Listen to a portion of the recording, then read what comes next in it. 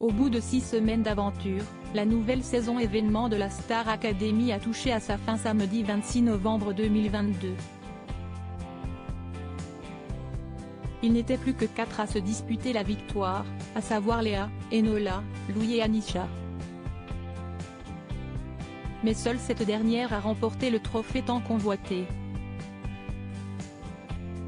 En effet, après avoir offert des prestations exceptionnelles en direct sur le plateau de TF1, dont une avec Soprano et une autre avec le parrain de cette promotion Robbie Williams, Anisha a récolté le plus de votes du public.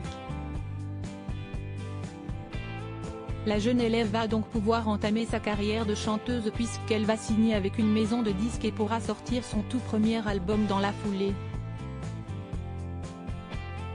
Mais se mettre au travail attendra un peu étant donné qu'Anisha est actuellement plutôt sollicitée de toutes parts auprès des médias.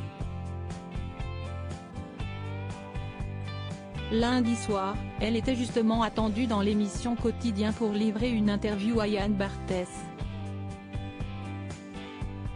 L'animateur a alors souhaité savoir si la candidate au départ très renfermée avait réussi à s'ouvrir.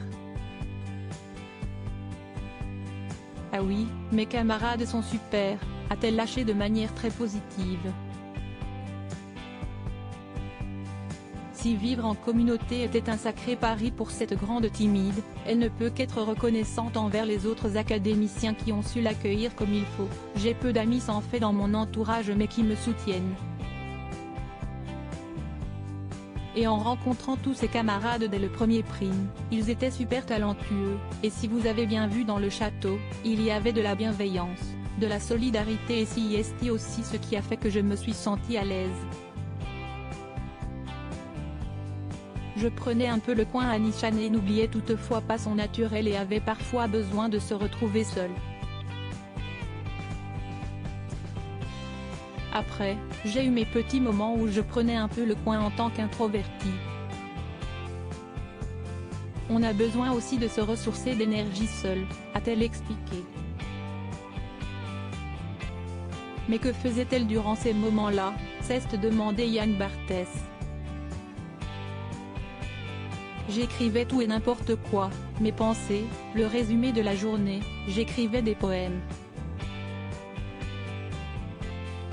A rapporté la jolie brune originaire de Madagascar. Et ce n'est pas tout. Anisha avait également une étrange habitude. Je m'écrivais à moi dans le futur, et à moi dans le passé, a-t-elle avoué. Une confidence qui a interpellé l'animateur de TMC, lequel lui a demandé « Qu'est-ce ce que vous vous dites dans le futur ? Et dans le passé ?» Je me disais t'inquiète, ça va aller, à chaque fois, a répondu Anisha. Et elle avait raison car tout va pour le mieux aujourd'hui.